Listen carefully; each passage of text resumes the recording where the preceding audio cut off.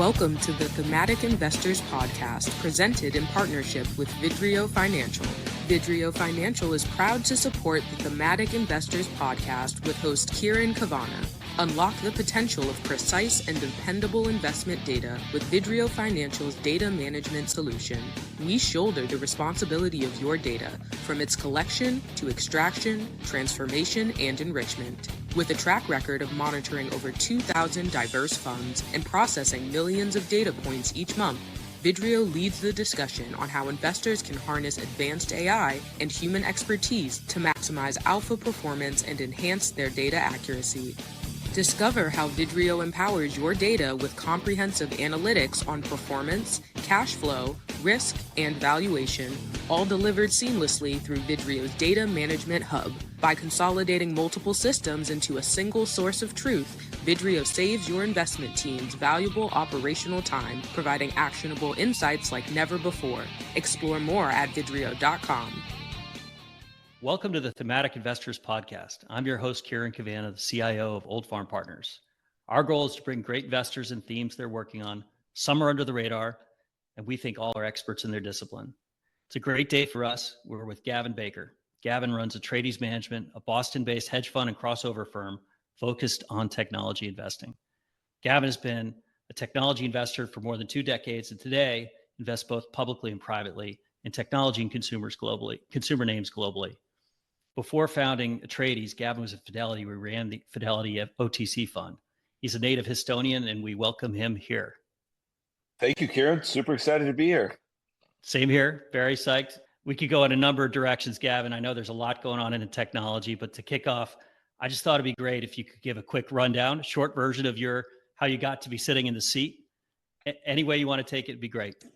Sure. Well, some people want to start like at 6 years old. Some people want to start in college. Some people want to start first job. So you tell me.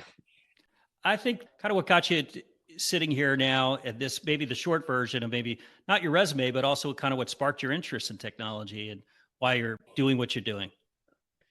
Yeah. So when I was in college, rock climbing and skiing were by far the most important things in my life. But I'd also always loved history. I would say current events, which, is history happening, and games of skill and chance like poker and chess. And my plan was to graduate from Dartmouth College, scrounge together some money, buy a pickup truck, put a bed on the back of it, live out of that pickup truck, climb full-time in the shoulder seasons, work on a river in the summer, and be a ski bum in the winter. And my parents said, "This sounds amazing, but why don't you do one professional internship?" That internship was at Donaldson, Lufkin, and Jenrette. I think it was in 1996. And investing was immediately the most addicting, interesting thing I had ever encountered. It was an enormous meritocratic game of skill and chance where everyone on planet Earth, anyone and everyone on planet Earth could compete, and many of them do. And you're competing to price risk, to price assets accurately, more accurately than others, understand when something is undervalued. And the way you do that is by effectively having the most complete knowledge possible of relevant history, which could be the history of a company, current events, which is kind of current fundamentals, intersecting those two to develop a variant view about a differential state of the world that is not priced into an equity. And this felt like the most exciting, interesting thing I'd ever encountered.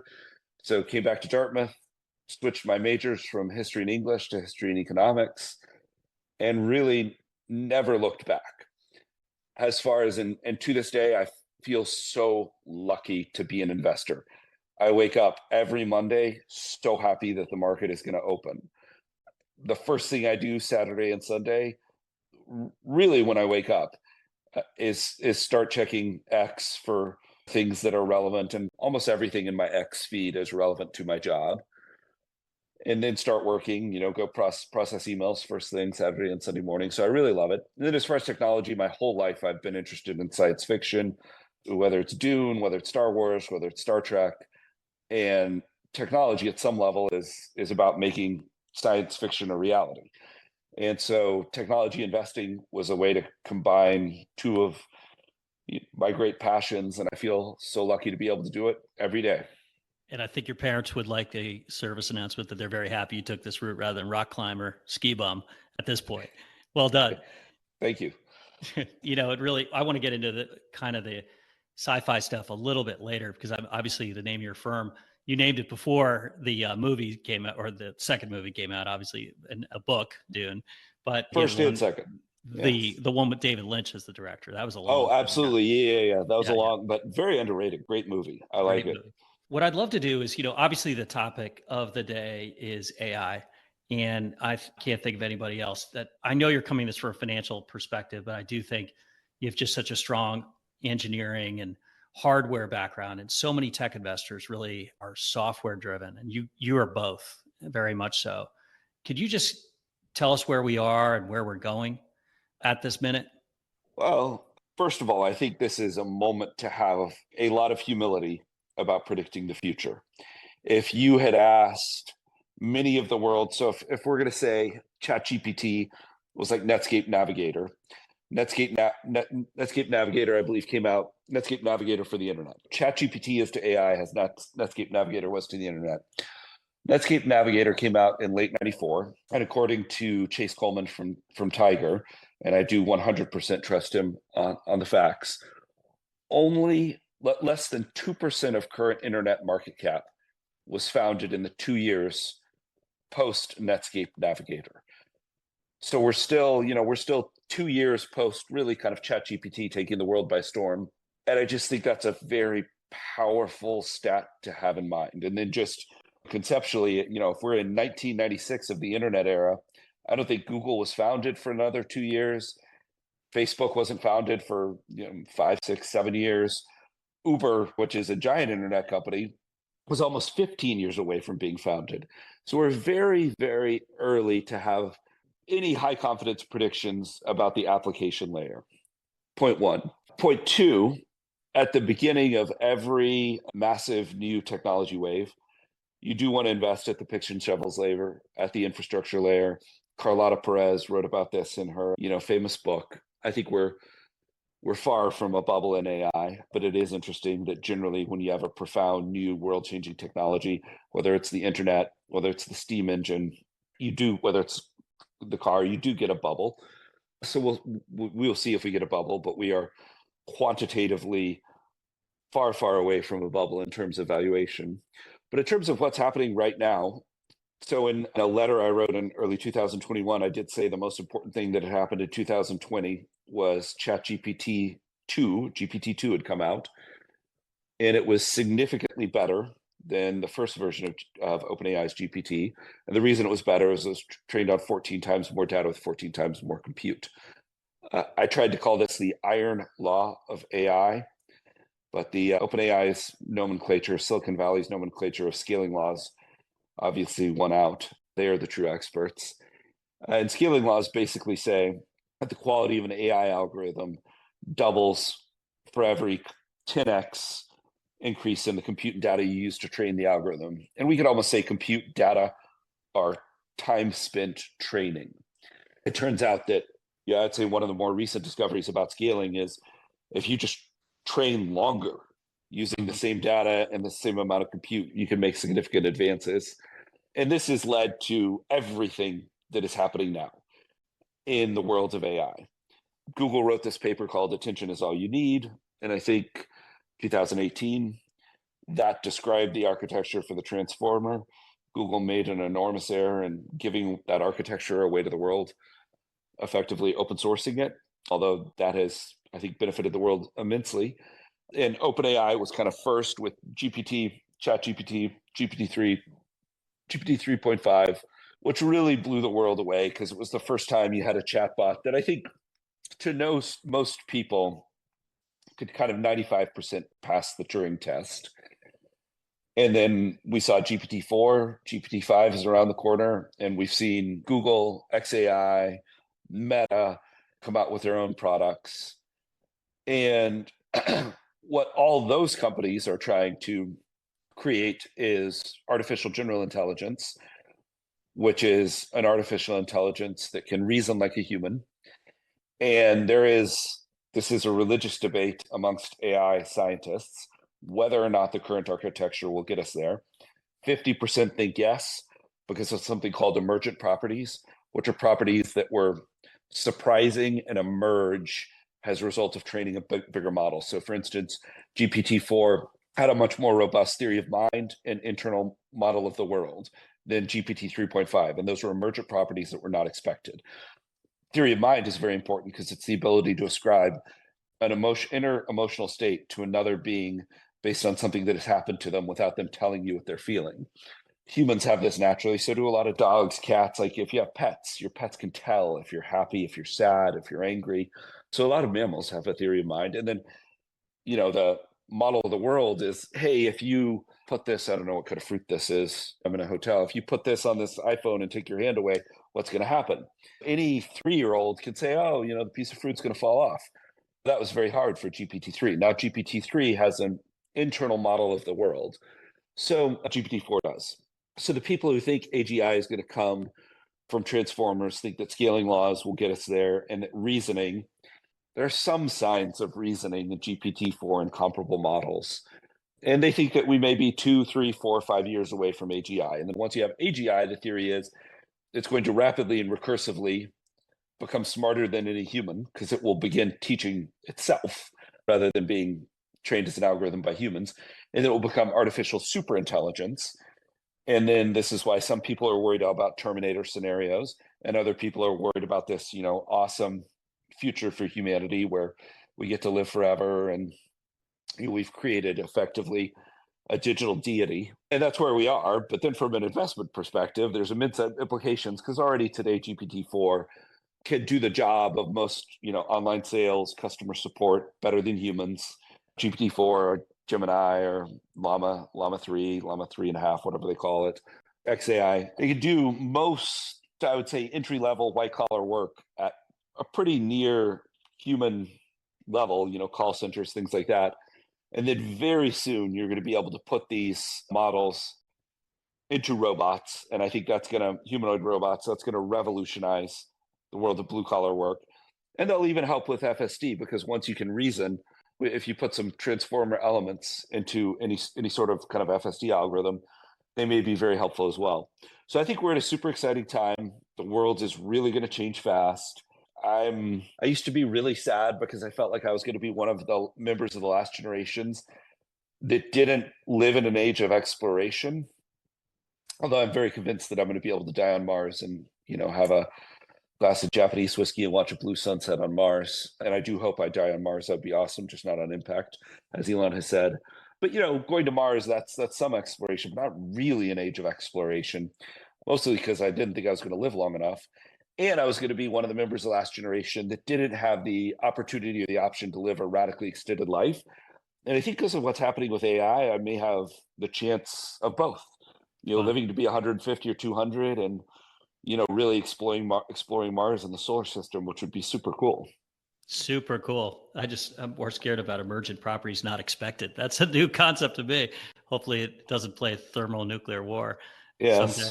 I would love to get it. There's so many things you said. They're so interesting. But, one quick thing. I remember we were at a conference, a really great macro conference, and you talked about, most people were talking about the yen and the euro and their views. And you said, you guys, it's happening in the chips, man. And you were 6 to 9 months ahead of almost everyone else. And Thank you. And it went over a lot of people's heads. They kind of said, well, a tech guy talking his book got an attitude. And it really is amazing. I mean, in the public markets, you still have that ability. You don't have, like in venture, you probably have to be very future oriented, right? And imagine the future 5 years out. But public markets gives you a great opportunity to be right tomorrow. 100%. Absolutely. And a lot of AI, because of those scaling laws, is happening in public markets. If AI quality is a function of kind of compute data, and data is becoming, because of synthetic data, maybe data is becoming less of an advantage. I think there will only be a few truly valuable data sets, with actually X probably being the most valuable data set for training these models. It turns out that having humans debating a topic is super useful. So it's probably X and maybe YouTube and the video data that Facebook has that will be the truly unique and valuable data sets. But if it's kind of a function of compute, that's a function of capital. And then you do need distribution. So you need compute, you need distribution. The reason you need distribution is these models, when they're first trained, when they come out of training, they're very strange.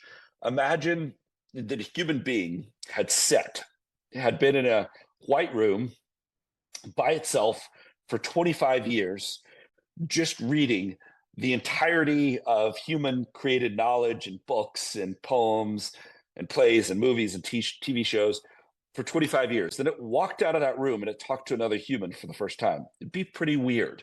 That's what these models are like, and they need to be socialized.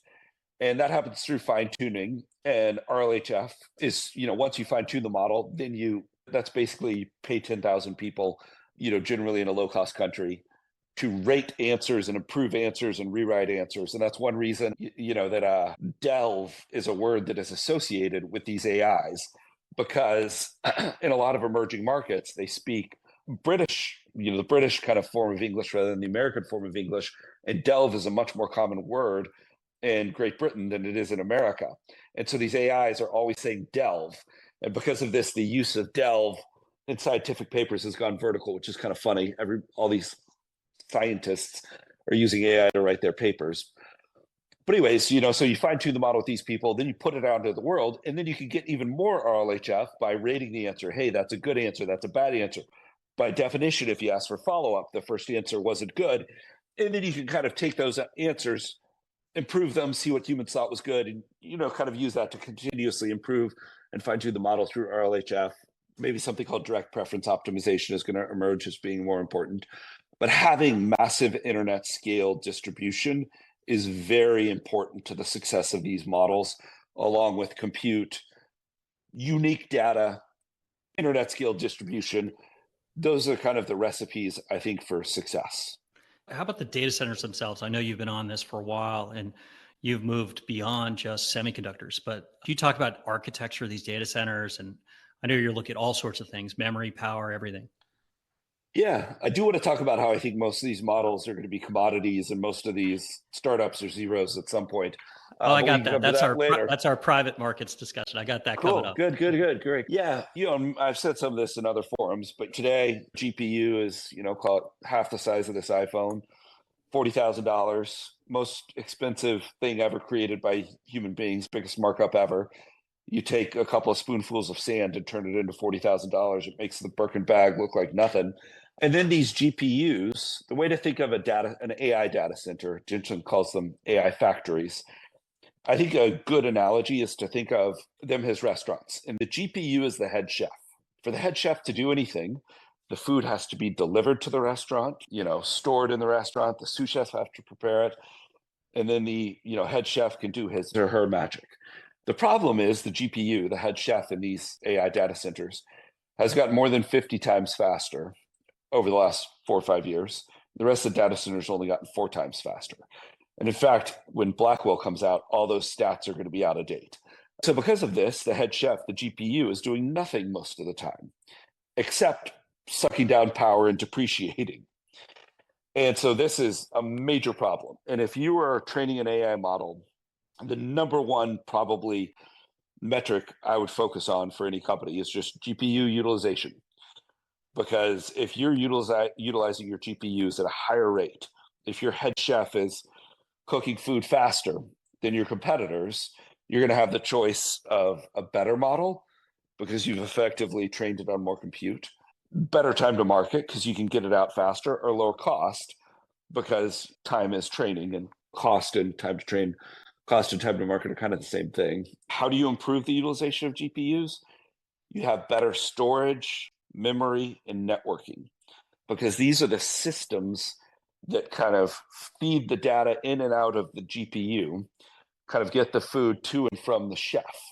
And every computer, whether it's an iPhone, the iPad that I'm using, your laptop, your desktop, a server, or a data center, it's these 4 fundamental elements.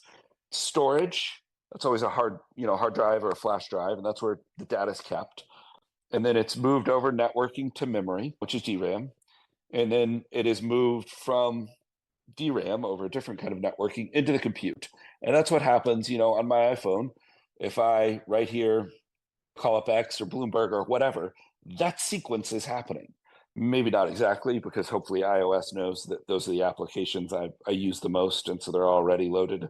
But all computers are the same. And so we've been investing in storage systems, networking systems, memory that improve the utilization rate of GPUs. And we've been doing this in both our venture book and our venture investing and in our public equity investing. And if you, a quick side note is optical has been part of what you're doing too. Is there an element you think that we'll see the whole data center re-architect in that we'll have to have much more inter data center operability rather than just having one? Yeah, well, absolutely. So a big problem right now, there are only 3 places. So everybody's, moved on from 100 megawatt data centers and are thinking about 1 gigawatt and 5 gigawatt data centers because it may be that's what you need to create an AGI or GPT-6 or XAI 3 or 4 or whatever it is. And there's only 3 sites in the United States where there are these nuclear reactors that are close enough together Right. that you can get enough power into a data center. And beyond those sites, you're looking at stringing together discrete power plants. And that means you absolutely need optics. It's a really hard problem. So you need to have what's called a coherent cluster. And today that can only be done kind of in one data center in one location. A lot of people are working hard because the aforementioned only 3 sites, how to make clusters coherent across long distances and multiple data centers. And for sure, the only way that will happen is with optics. And on top of that, even within a data center, as these data centers get so big, pretty soon we'll have data centers, that are the size of 10 pentagons and 10 stories high. 5 or 6 gigawatts, right? And absolutely, but you'll need optics within the data center, coherent optics in the data center. And that will be a wild change to data center architectures. Truly the matrix, I guess. It's incredible. I'd love to actually maybe talk about private markets since you brought it up already. Like, what are you seeing? I know you've been a big proponent that the big guys with big data and big money are winning or going to win, but maybe you could just tell us what you think. Well, look, there is one private company that has all those ingredients. I mean, there's OpenAI, but they've got a really crazy governance structure, and on their website it says you should expect to lose all your money if you invest in OpenAI. And I think that governance structure conflict between being a for-profit and that's owned by a nonprofit, may make it hard over time for OpenAI to kind of succeed and scale in their stated mission of creating artificial general intelligence. At which point, by the way, they can dissolve all commercial agreements, dissolve the agreement with Microsoft, and do whatever they want. And then maybe the for-profit reverts to the nonprofit. Nobody really knows. But XAI is a private company, and it has access to X's data, which is really unique and valuable data because it's human beings talking. Community notes, everybody's seen the funny Google search results from Reddit. It's like, how do you make a pizza better? You put glue in it. And this was a very popular joke on Reddit from 12 years ago that made its way into Google search results. So knowing what's true and untrue is very important for these AIs. And I think community notes on X are going to end up being a very important kind of source of truth for XAI. And it is really a robust kind of consensus-based, crowdsourced mechanism for discovering truth where people who disagree must agree on something. They're growing really fast. And so I think having access to a source of objective truth will be very valuable to XAI. But it obviously has massive compute. It was just reported they raised a $6 billion round. It has this unique and proprietary data and has the distribution kind of necessary to kind of socialize the AI by exposing it to humans. So I think those are the only 2 foundation model companies that have a chance, along with Google and Meta. Those are the 4 winners. No one else has access to unique data, infinite amounts of compute, and internet scale distribution. Yeah, but there are some multi-billion-dollar startups out there, and you think they're just too disadvantaged to win? I think they have 0 chance. I think they get sold for the preference, which would be a good outcome. Inflection AI, It was started by Mustafa Suleyman, who was one of the co-founders of DeepMind, which was kind of the original AI lab. It was OpenAI before OpenAI, acquired by Google, effectively hamstrung by Google. They had something that was better than GPT-3, and Google wouldn't let them release it. Now they've been unleashed. This guy Demis is now running all of AI at Google, and he's a very talented, I don't know whether we'd call him a scientist or an engineer, but so Google's been unleashed. But all these other ones, they have no hope. Oh, but anyways, Inflection AI was started by Mustafa Suleyman, co-founder of DeepMind, and it was sold for effectively at 1.1x the preference to Microsoft. It was an acqui-hire. Just they couldn't keep up, and I think you're going to see more and more fall away. And I think there was this very logical hope, maybe a year ago, and it is good to have humility, that enterprises were going to fine-tune their own models. And in that world, these companies that are developing open source models probably have some value, because if an enterprise fine-tunes a version of a model on their own data, they're probably going to stick with that model. So there's some lock-in, there's maybe some value. But that's not the way the world went.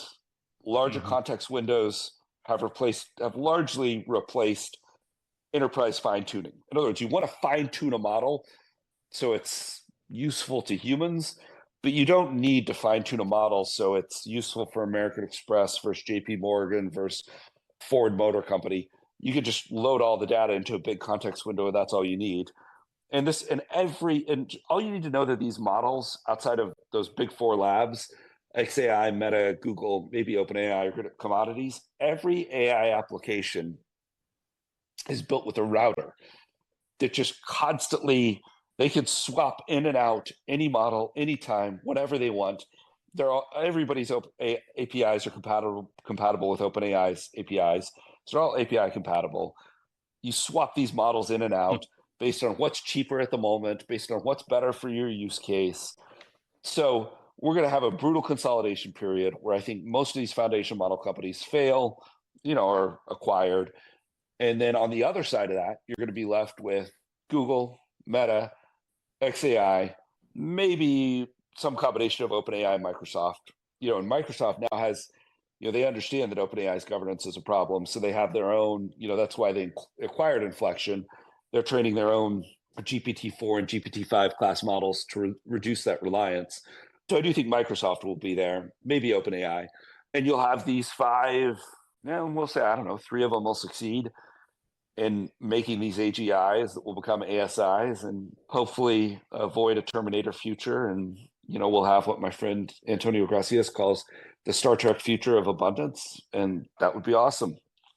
Very cool. I mean, even just hearing you now talk like this, I was going to ask you about being a public and private investor. I mean, it's obviously an interesting advantage. I mean, obviously you're going to say yes, but I think it really is, right? Because if you're in isolation, just venture, everything sounds great. And you're investing on someone's resume and they were at some huge, important, but it may not matter, right? Because you're seeing what's on the public side.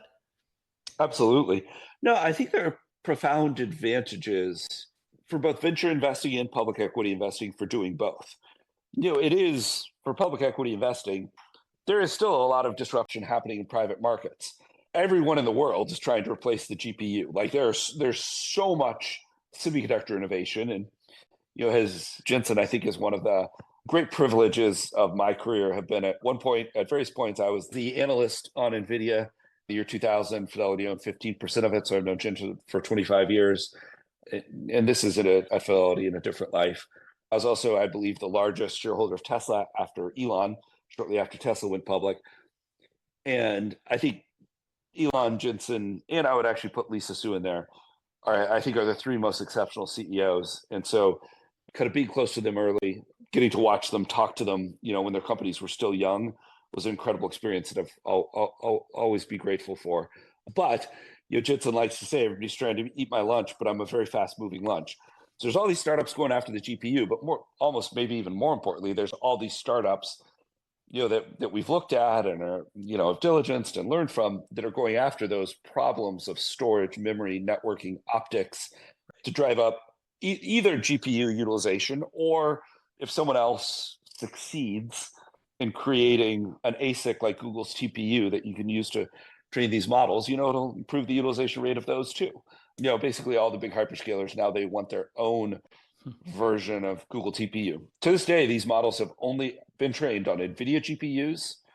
That's like 99% of them. Google TPUs, that's Google's models, and then chips from Cerebras, which is a neat company doing what's called wafer scale computing, something very differentiated. But yeah, so seeing all this disruption from the private markets really helps kind of inform public equity investing.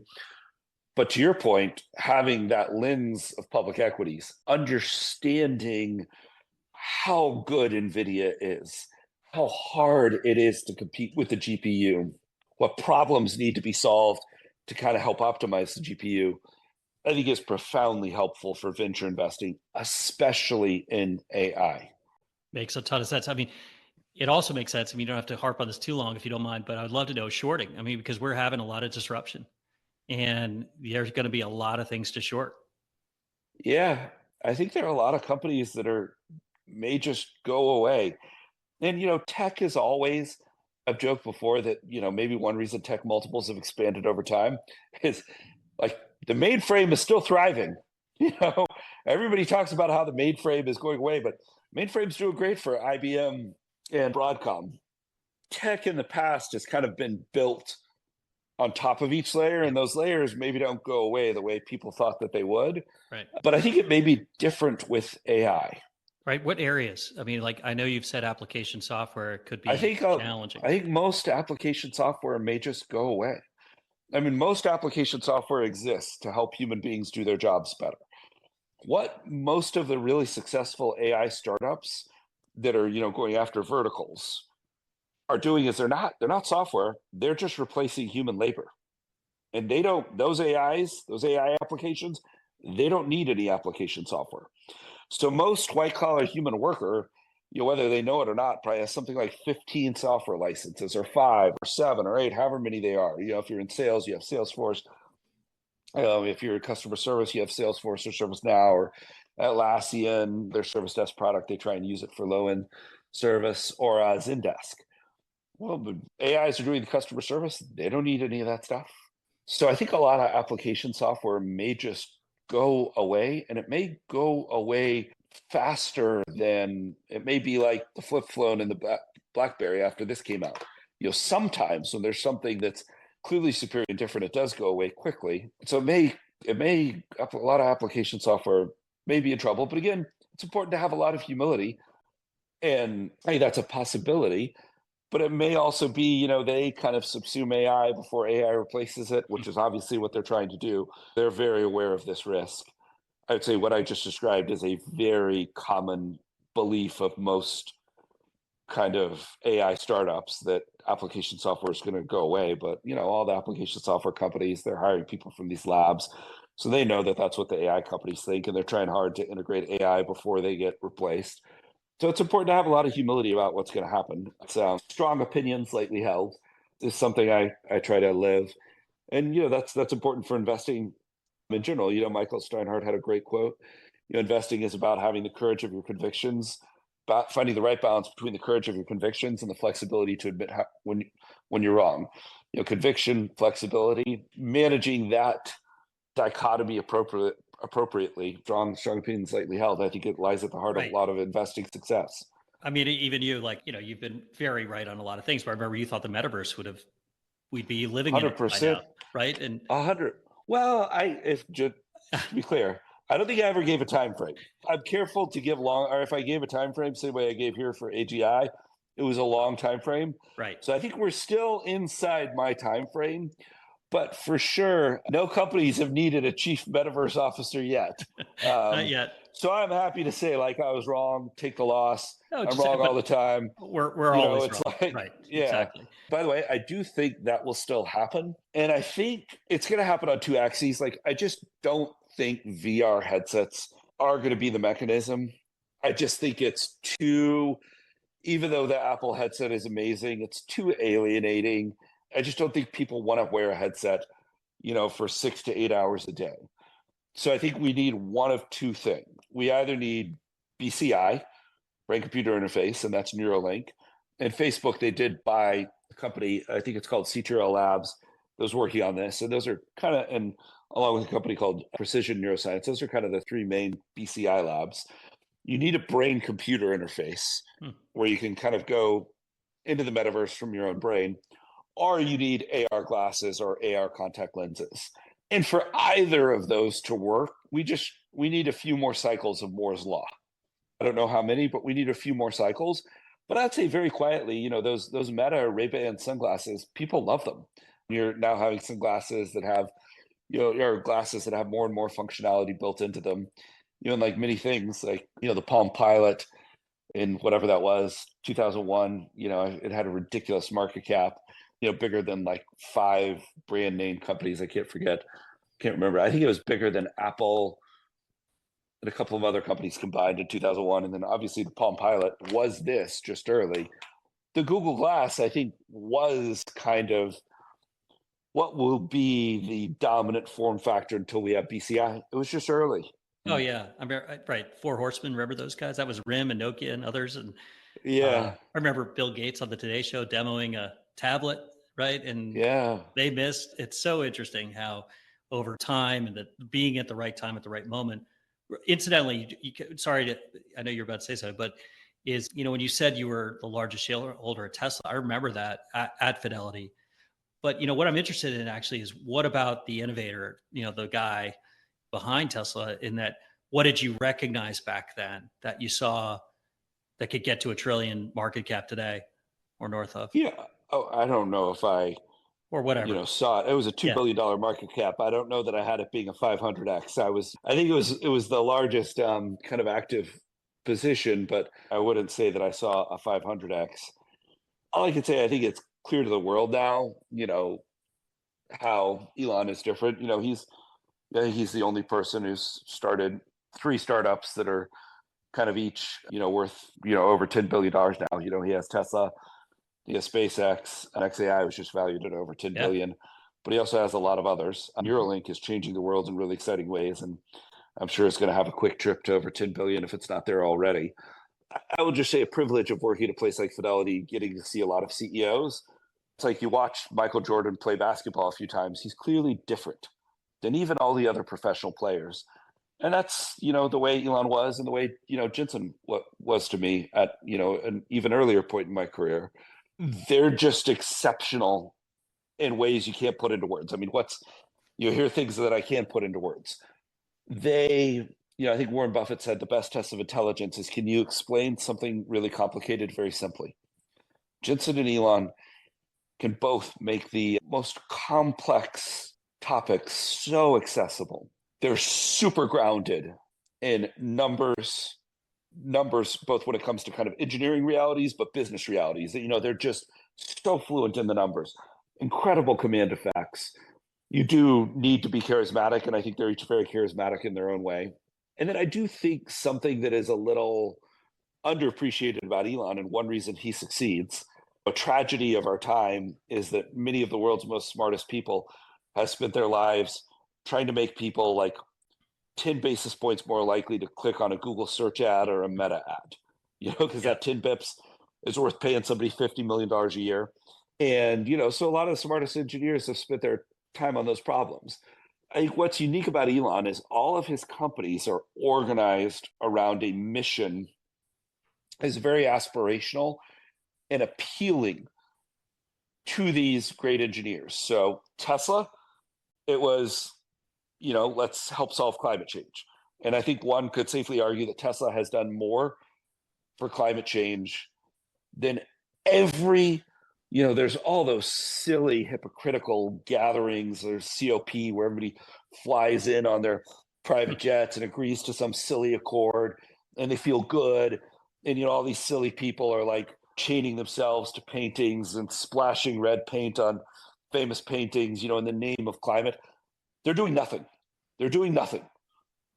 What actually really bent the curve to me in the US and Europe, it was Tesla, and maybe that would have happened eventually, EVs, batteries, solar, but I think Elon pulled that future forward. Certainly. 10 or 15 years, which was really valuable. Then SpaceX, that's making humanity multiplanetary. That's another really aspirational vision, right up there with solving the climate change problem. Then we have X, which is about free speech. And free speech and the idea of objective truth, I think it's now really obvious to everyone why they're important. The extremes on both political sides are kind of increasingly denying objective truths. Then you have XAI, and that's artificial general intelligence and artificial superintelligence, but one that is safe for humans, that's pro-human, and I think most importantly, ensures that there's not just one or two of these superintelligences. We want a lot of these superintelligences to maximize the odds that at least one likes humans.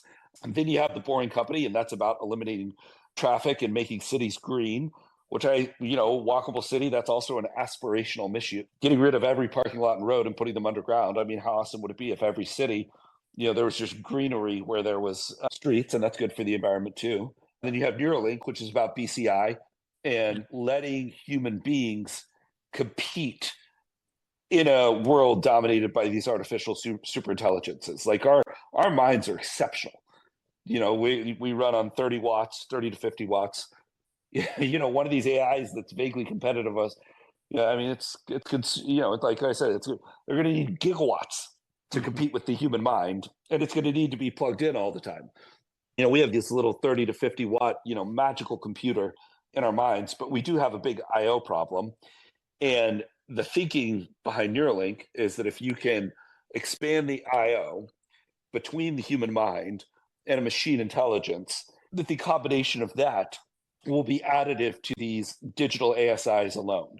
In science fiction, there's a series by Neil Asher where there's something called Hi-Man, and that's human AI hybrids. And that's what, BCI and Neuralink will hopefully let us become. So there's all these aspirational missions, and the world's best engineers, they're not enthused about spending their lives making people slightly more likely to click on something. So he gets incredible talent with these aspirational missions that he believes in. Just think of being recruited by Elon to go to SpaceX to colonize Mars. You're competing, and how important that is to him and obviously to humanity to lower the extinction risk. And then, some like mid-level, like, I don't know, VP at Google is like, oh, wow, we can pay you a lot of money if you make people more likely to click on a link. So he gets incredible talent. And then most engineers, their favorite times were these kind of college engineering sessions, where they were on the team, trying to compete the fastest drone race or the fastest. There's all these competitors or some, autonomous buggy, and it has to race across the Mojave Desert. And they love those competitions because it was small team, high stakes. And Elon creates that. His companies are all very small teams, and he will always work on the most important problems with the best engineers. I think when the Raptor engine was in the critical path of SpaceX, there was like a standing 1 a.m., I'm going to get some details wrong, standing 1 a.m. meeting on like Monday or Tuesday morning with him, and he limited to only 15 engineers, and or 20 or whatever the number was. Then they worked on the Raptor engine because I was in the critical path of Starship. So small team, aspirational purpose, really smart people. I think that is one reason, along with what is clearly a uniquely brilliant engineering mind, that's an important part of his success. And then you can also just see it, like just observing him, and this is just from observation of kind of his public actions. He, in engineering terms, it's like he needs to fight the battle of Thermopylae again and again and again. He just loves to face overwhelming odds and win. Unlike Leonidas and the Spartans, he's won all those battles so far. Like SpaceX, those were overwhelming odds. Tesla, overwhelming odds. XAI's come out of nowhere to compete with these giant public companies. And I think that sense of that's also very attractive. So I think that's one reason he's, founded more of these $10 billion plus companies than anyone else. One quick thing, and I know just what you mean. I mean, I remember seeing the SpaceX landing the rocket and thinking, oh my God, what have I not been watching for 5 years? But you named your firm after the family Dune. You talk about the Lord of the Rings all the time. I'm just wondering how much science fiction and sort of that whole world. I'm sure you were a kid doing this stuff. And I think you told me your mom read you the Lord of the Rings at one point, but when you were really little. Yeah. I'm very lucky and my parents are grateful to them. I do think I'm very grateful. My mom read me Lord of the Rings. My mom and dad read me so many books. My dad narrated the history of World War II to me for a year as he drove me to school in second grade, which gave me a love of history, which I think is very foundational to who I am today. But as a family, we've always loved reading kind of science fiction and fantasy.